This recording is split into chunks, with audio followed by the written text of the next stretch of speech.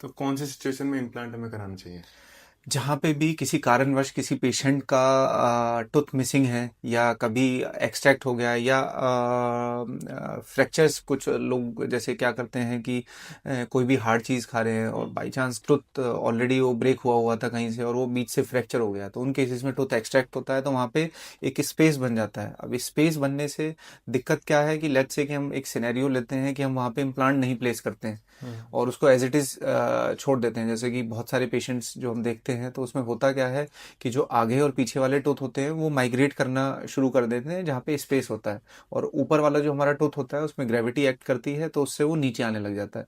तो वहाँ पे स्पेस जो है वो धीरे धीरे बंद होने लग जाता है। और एक टूथ को एक्सट्रैक्ट होने से सारी जो टूथ की अलाइनमेंट है वो धीरे धीरे समय के साथ खराब हो खराब जाती है। होती है। तो उस चीज़ को प्रिवेंट करने के लिए हमें वहाँ पे कोई ना कोई स्पेस मेंटेनर, जैसे कि चाहे हम फिक्स में इम्प्लांट देते हैं या ब्रिज दें, या फिर कोई आरपीडी निकालने चढ़ाने वाले जो डेंचर्स होते हैं वो दे, तो वो उसी स्पेस को मेंटेन रखता है।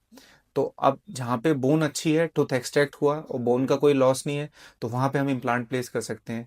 लेट्स से एक सिनेरियो लेते हैं कि जहाँ पे बोन नहीं है, तो जब हड्डी नहीं है कहीं पे, तो हड्डी पतली है, तो उन सिनेरियोज में क्या होता है कि उन सिनेरियोज में हम आर्टिफिशियल ग्राफ्टिंग करते हैं। अब ग्राफ्टिंग के बहुत सारे मेथड्स होते हैं, तो वो हम हड्डी को पहले बनाते हैं।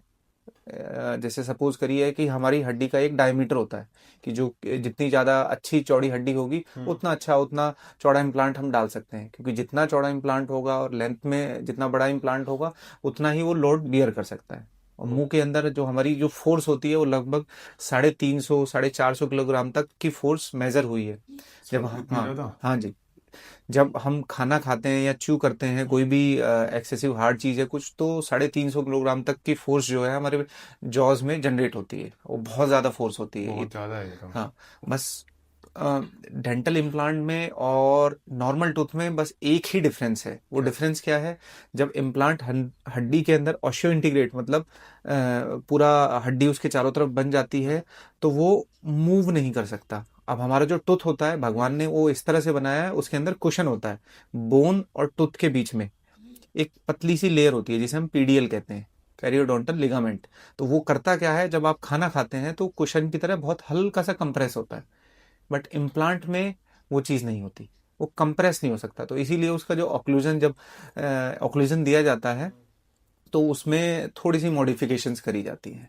बस ये एक डिफरेंस होता है, बाकी इसके अलावा आपको कोई फील में, दिखने में कोई डिफरेंस फील नहीं होता सब है। कुछ सेम होता है। सब कुछ सेम बस होता है। एक ये छोटा सा हाँ, डिफरेंस है। ये छोटा सा डिफरेंस होता है, और वो भी आप अगर ऑक्लूजन ठीक रखते हैं उसका, तो वो भी प्रॉब्लम नहीं करता।